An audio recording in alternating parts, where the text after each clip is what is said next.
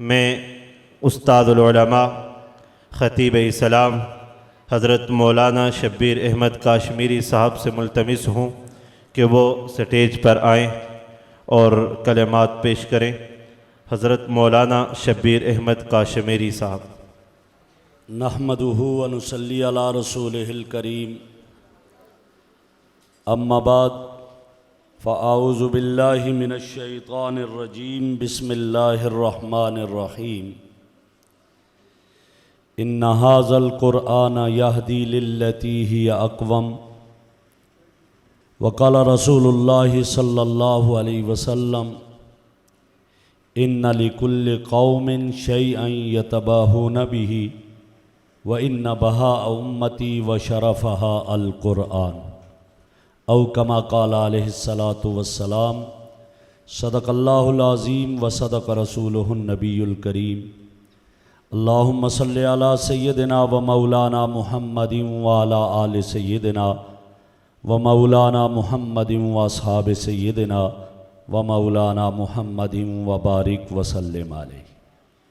میرے لیے انتہائی قابل صد احترام حضرات، علماء کرام، قرائے اعظام، میرے بھائیوں اور عزیز دوستوں، میں جو تسلسل چل رہا ہے اس میں زیادہ دیر حائل نہیں ہوں گا، مختصر سی کچھ باتیں عرض کروں گا۔ میں حضرت قاری محمد یوسف صاحب کو دل کی اتھاہ گہرائیوں سے مبارکباد پیش کرتا ہوں کہ جنہوں نے ایک مختصر سے وقت میں، کچھ سال ہی ہوئے ہیں، اور آپ کے سامنے ایک کارگزاری رکھی ہے۔ اللہ رب العزت ان کی محنتوں کو قبول فرمائے۔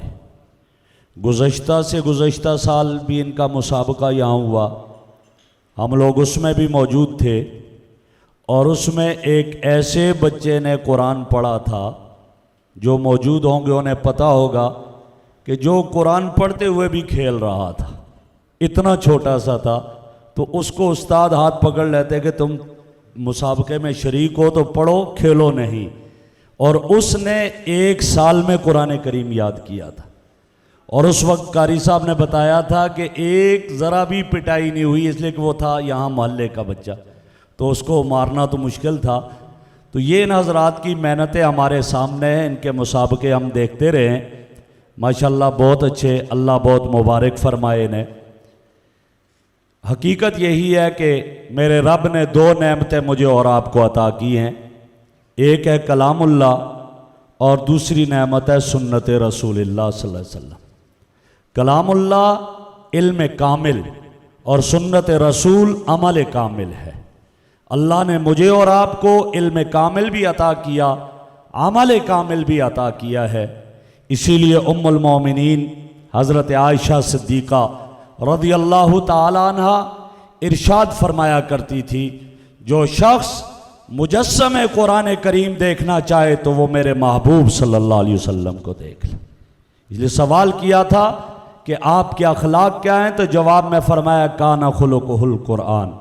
اور دارالعلوم دیوبند کے محتمم شیخ الاسلام حکیم الاسلام حضرت مولانا قاری محمد طیب صاحب نور اللہ مرقدہ ارشاد فرماتے تھے کہ قرآن کریم میرے محبوب صلی اللہ علیہ وسلم کی عملی تفسیر ہے۔ اور وہ ارشاد فرماتے کہ اگر آپ دیکھیں قرآن کریم کی آیات جو اللہ کی ذات اور صفات سے متعلق ہیں، یہ ساری آیات فرمایا یہ عقائد نبوی پر دلالت کرتی ہیں، اور قرآن کریم کی وہ آیات جو احکام سے متعلق ہیں وہ عمل نبوی پر دلالت کرتی ہیں، اعمال نبوی پر دلالت کرتی ہیں۔ قرآن کریم کی وہ آیات جو کہ رحمت اور بشارت پر مشتمل ہیں، فرمایا وہ جمال مصطفیٰ کا مظہر ہیں، اور قرآن کریم کی وہ آیات جو غضب پر مشتمل ہیں، فرمایا وہ جلال مصطفیٰ کی روشنی ہے۔ اور قرآن کریم کی وہ آیات جو توجہ اللہ ہیں، جن میں فرمایا وہ ساری کی ساری فنائیت نبوی پر دلالت کرتی ہیں، اور قرآن کریم کی وہ آیات جو دعوت اللہ پر مشتمل ہیں وہ بقائیت نبوی پر دلالت کرتی ہیں، اور قرآن کریم کی وہ آیات جن میں غیر کی نفی ہے فرمایا وہ خلوت مصطفیٰ پر دلالت کرتی ہے، اور قرآن کریم کی وہ آیات جن میں اثبات للحق ہے فرمایا وہ ساری کی ساری جلوت مصطفیٰ پر دلالت کرتی ہیں۔ حضرت حکیم علیہ السلام فرماتے ہیں ہم جب دیکھتے ہیں تو قرآن کریم اس کی علمی عجائبات بھی لامتناہی ہیں، اور میرے مصطفیٰ کی سنت کے عملی عجائبات بھی لامتناہی ہیں۔ یہ قرآن وہ کتاب ہے جو اللہ نے مجھے اور آپ کو عطا کی ہے، میں اور آپ اس سے پڑھیں گے، سمجھیں گے، دل کی دنیا بدلے گی۔ یہ چھوٹے چھوٹے بچے کس طرح کتنے پیارے انداز میں پڑھ رہے ہیں، لوگوں کے دلوں کی دنیا قرآن سے بدلی ہے۔ امام اسماعیل رحمہ اللہ بہت بڑے امام گزرے ہیں، سفر پہ جا رہے تھے، راستے میں جنگل آ گیا، ڈاکوؤں نے گھیرے میں لے لیا۔ جب ڈاکوؤں نے گھیرے میں لیا پوچھا تم کیوں ڈاکے ڈالتے ہو، وجہ کیا ہے؟ وہ کہنے لگے ہم بھوکے ہیں، ہمارے بچے بھوک سے رہتے ہیں، ہم چاہتے ہیں کہ ہم اس طرح کر کے اپنے رزق کا بندوبست کریں۔ امام اسماعیل رحمہ اللہ نے ان کی طرف دیکھا اور دیکھ کر انگلی آسمان کی طرف کرتے ہوئے یوں فرمایا وَفِي السَّمَاءِ رِزْقُكُمْ وَمَا تُوعَدُونَ، تمہارے رزق کے فیصلے تو رب نے آسمانوں پہ کر دیے ہیں، تم دنیا میں اس طرح کیوں ڈاکے ڈالتے پھرتے ہو؟ حضرت امام اسماعیل کی اس آیت کے پڑھنے کا ایسا اثر ہوا کہ ان ڈاکوؤں نے راستہ چھوڑ دیا، حضرت چلے گئے۔ 3 سال کے بعد جب حج کرنے کے لیے گئے، بیت اللہ کا طواف کر رہے تھے، ایک شخص آ کر چمٹ گیا اور انتہائی محبت کا اظہار کیا۔ پوچھا کون ہے؟ میں نہیں جانتا۔ کہا آپ تو نہیں جانتے لیکن میں جانتا ہوں، میں انہی ڈاکوؤں میں سے ایک ڈاکو ہوں جنہوں نے آپ کو جنگل میں گھیرے رکھا تھا اور آپ نے قرآن کی آیت پڑھی، وہ آیت میرے قلب و جگر میں نقش کر گئی، ہم نے آپ کو چھوڑا اور آج میں توبہ کر کے یہاں خانہ کعبہ کا طواف کر رہا ہوں۔ قرآن یہ کتاب ہے، قرآن دلوں کی زندگی کو بدلتی ہے، دلوں کی دنیا بدلتی ہے۔ ہاں یہ کون ہے؟ فضیل ابن عیاض، ڈاکو کا سردار، عام ڈاکو نہیں، ڈاکہ ڈالتے ہوئے اعلان کر کے جاتا تھا میں جا رہا ہوں ڈاکہ ڈالنے، ہے کوئی جو میرے مقابلے میں آئے؟ جب یہ کیفیت ہوئی ایک دن اسی نیت سے نکلا، گھروں کی چھتوں سے گزرتے ہوئے جا رہا تھا، ایک گھر سے تلاوت کی آواز آئی، کان لگائے یہاں کیا آواز آ رہی ہے؟ اس کے کانوں میں ایک آیت گونجی، اور وہ آیت کیا تھی؟ الم یعن للذین آمنوا ان تخشع قلوبہم لذکر اللہ، کیا ایمان والوں پر ابھی تک وہ وقت نہیں آیا، وہ گھڑی نہیں آئی کہ ان کے دل اللہ کے قرآن کے سامنے جھک جائیں؟ بس یہ آیت کیا سننی تھی کہ فضیل ابن عیاض نے توبہ کی، اور یہ آیت اس کے قلب و جگر کو پار کرتی ہوئی ایسا اثر ظاہر کر گئی کہ فوراً توبہ کی اور اولیاء کی صف میں اس کا نام آیا۔ یہ قرآن وہ کتاب ہے، اس قرآن سے جڑو گے، قرآن کو سینے سے لگاؤ گے، میرا رب حفاظت فرمائے گا۔ میں نے ایک حدیث پڑھی، آج فتنوں کا دور، ہر طرف مصائب، ہر طرف فتنے، میرے محبوب نے فرمایا کل قیامت کے قریب تمہارے گھروں میں اس طرح فتنے آئیں گے جیسے رات کی تاریکی ہوتی ہے اور بارش کے قطرات پیدر پہ ٹپکتے ہیں، اس طرح ہوں گے۔ میرے آقا نے فرمایا میری امت کے انسانوں کو فتنے گھیر لیں گے۔ صحابہ نے عرض کی یا رسول اللہ اس وقت ہم کس طرح بچیں گے، کیسے بچیں گے؟ میرے محبوب نے فرمایا وہ اللہ کی کتاب قرآن کریم ہے، جب اس سے جڑ جاؤ گے، اس سے مل جاؤ گے، اللہ تمہیں فتنوں سے بچا دے گا۔ آج یہ قرآن میرے اور آپ کے پاس ہے، یہ بچے پڑھ رہے ہیں، یہ سب کچھ آپ بھی سن رہے ہیں۔ میرے بھائیو عزم کرو، ہم نے قرآن ٹھیک بھی کرنا ہے، پڑھنا اور تلاوت کرنی ہے۔ میرے محبوب گزر رہے تھے، پوچھا یہ بنو اشعر قبیلہ کے لوگوں کے گھر ہیں؟ عرض کیا یا رسول اللہ آپ کو کیسے پتا چل گیا؟ فرمایا ہاں میں جب رات کو یہاں سے گزرتا ہوں ان کی تلاوت کی آواز آتی ہے، یہ زور سے قرآن کی تلاوت کرتے ہیں، اللہ اکبر۔ اس وقت گھر کی پہچان یہ تھی کہ یہاں قرآن کی تلاوت ہوتی ہے، اور آج پہچان ختم ہو گئی ہے۔ آج مسلمان اور غیر مسلم کے گھر میں کوئی تفریق نہیں ہے۔ اگر غیر مسلم کے گھر سے گانوں کی آواز آتی ہے، مسلمان کے گھر سے اس سے زیادہ گانوں کی آواز آتی ہے۔ غیر مسلم کے گھر میں اذان کے وقت ٹی وی کی آواز آ رہی ہوتی ہے، بند نہیں کیا جاتا، مسلمان کے گھر میں تو اس سے زیادہ آوازیں آ رہی ہوتی ہیں۔ آج یہ ہو گیا ہے، جب ہم نے قرآن کو چھوڑا ہے پھر ہمارا رب بھی تو ہمیں چھوڑ دے گا۔ اس لیے جڑے قرآن سے، قرآن سیکھیں، پڑھیں اور قرآن پڑھنے والوں سے محبت کریں، قرآن پڑھنے والوں کی عزت کریں، عظمت کریں۔ میں نے ایک واقعہ مظفر آباد میں حضرت قاری صاحب سے سنا، میں نے ان سے درخواست کی یہ کہاں ہے، مجھے بتایا، میرے دل کو وہ واقعہ لگا، آپ کے سامنے بھی اس کی عرض کر دیتا ہوں۔ ہاں وہ کیا عجیب واقعہ کہ سلطان محمود غزنوی بادشاہ گزرا ہے، اور سلطان محمود غزنوی کے دل میں ایک کھٹکا رہتا تھا کہ میرا نسب پتہ نہیں ٹھیک ہے یا نہیں ہوں۔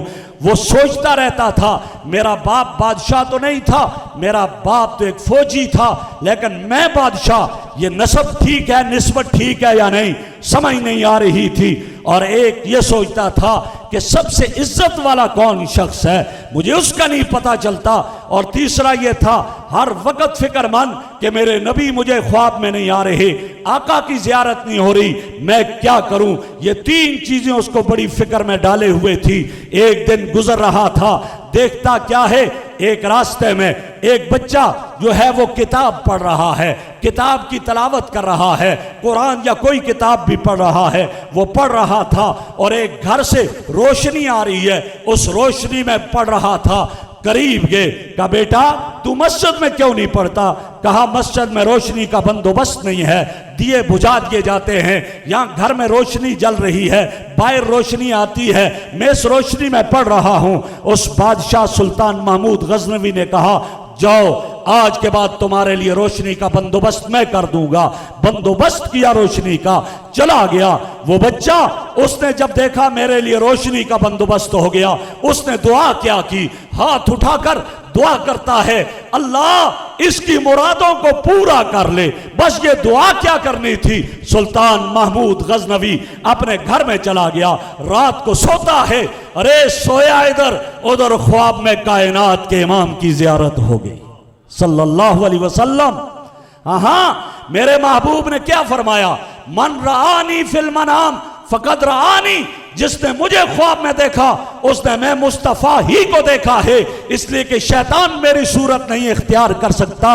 اس نے جب خواب میں دیکھا، میرے آقا نے کیا فرمایا، میرے آقا نے فرمایا اے سبکتگین کے بیٹے، اے سبکتگین کے بیٹے، تو نے میرے مہمان سب سے زیادہ عزت والے کو عزت دی ہے، خدا تجھے دنیا اور آخرت میں عزتیں عطا کر دے۔ یہ میرے آقا نے فرمایا۔ اب سلطان محمود غزنوی دل کو اطمینان ہو گیا، میرے مصطفیٰ کی زیارت ہو گئی ہے جس کے لیے میں تڑپ رہا تھا۔ دوسری بات دل میں آ گئی، ہاں میرا نسب ٹھیک ہے، اس لیے کہ میرے مصطفیٰ نے جو کہا ہے وما ينطق عن الهوى ان هو الا وحی یوحی، میرے مصطفیٰ نے میرے باپ کا نام لے کر کہا اے سبکتگین کے بیٹے، لہذا نسب بھی میرا صحیح ہے، لہذا ڈاؤٹ ختم ہو گیا، شبہ ختم ہو گیا۔ اور تیسری بات جو تھی عزت والا کون ہے، تو میرے محبوب نے فرمایا میرے مہمان کو تو نے روشنی کا بندوبست کیا ہے، عزت دی ہے، اور میرے رسول کے مہمان علماء طلبہ ہیں، جب طلبہ ہیں وارث ہوئے میرے نبی کے، اور نبی کا وارث سب سے زیادہ عزت والا ہے۔ اس سے یہ خیال آ گیا کہ ہاں یہ قرآن پڑھنے والے سب سے زیادہ عزت والے ہیں، لہٰذا اس سے اطمینان ہوا۔ اس سے مجھے اور آپ کو کیا سبق ملا، یہ چھوٹے چھوٹے بچے جو یہاں قرآن پڑھ رہے ہیں، ان بچوں کو محبت سے دیکھیں، پیار سے دیکھیں، اس ادارے سے محبت کریں، جہاں جہاں جن اداروں میں قرآن پڑھا جاتا ہے ان اداروں سے محبت کریں، ان سے پیار کریں، میرا مصطفیٰ آپ سے پیار کرے گا، کل میدان محشر میں بھی یہی آپ کے کام آئیں گے، اس لیے کہ میرے مصطفیٰ نے فرمایا ہے، میرے آقا کا ارشاد ہے، میرے آقا نے کیا ارشاد فرمایا، فرمایا سب سے زیادہ وی آئی پی اشراف امتی حملت القرآن، میری امت کے سب سے زیادہ وی آئی پی کون ہے، جن کے سینوں میں قرآن ہے۔ یہ وی آئی پی، ان کو عزت دو، ان کا احترام کرو، ان سے پیار کرو، ان اداروں سے پیار کرو گے، قرآن، بس میں ختم کر رہا ہوں، قرآن سے جڑیں گے، خدا کی قسم میرا رب میرے اور آپ کی حفاظت کرے گا۔ میرے اللہ نے کیا فرمایا؟ انا نحن نزلنا الذکر وانا لہ لحافظون، ہم نے اتارا، ہم حفاظت کریں گے۔ میرے رب نے قرآن کی حفاظت کی ذمہ داری اٹھائی ہے، میری اور آپ کی حفاظت کی ذمہ داری نہیں اٹھائی، قاری کی حفاظت کی ذمہ داری نہیں اٹھائی۔ لیکن ہاں، جس قاری کے دل میں قرآن آ جائے گا، جس ادارے میں قرآنی تعلیمات آ جائیں گی، جس شخص کے سینے میں قرآن آ جائے گا، جب قرآن کی حفاظت ہے تو اس کی بھی حفاظت ہو جائے گی، اور یہ قیامت کی صبح تک اسی طرح رہے گا۔ میں آخر میں پھر قاری صاحب کو بھی مبارکباد پیش کرتا ہوں اتنے حسین پروگرام کی ترتیب پر اور ان بچوں کو تیار کرنے پر، اور باقی طلباء کرام جنہوں نے حفظ مکمل کیا، جو مسابقے میں شریک ہیں، ان کو بھی دل کی اتھاہ گہرائیوں سے، ان کے والدین، ان کے اساتذہ کو مبارکباد پیش کرتا ہوں، اور آپ سے یہی درخواست ہے کہ قاری صاحب کا ادارہ بس وہ کچھ تھوڑا سا تعمیر کو پہنچا، کورونا آ گیا، کورونا کی نظر ہو گیا، اب کرائے کی عمارت میں یہ رہ رہے ہیں۔ آپ اگر سلطان محمود غزنوی کی طرح بشارتیں چاہتے ہو، اگر وہ حضور کی زیارت چاہتے ہو، تو ارادہ کرو کہ انشاءاللہ اس ادارے کی تکمیل ہم کروائیں گے، کریں گے نا انشاءاللہ؟ ہاتھ اٹھا کر ارادہ کر لیجئے، اللہ انشاءاللہ توفیق دے دے گا۔ اللہ رب العزت اس ادارے کو دن دگنی رات چوگنی ترقی نصیب فرمائے۔ وآخر دعوانا ان الحمدللہ رب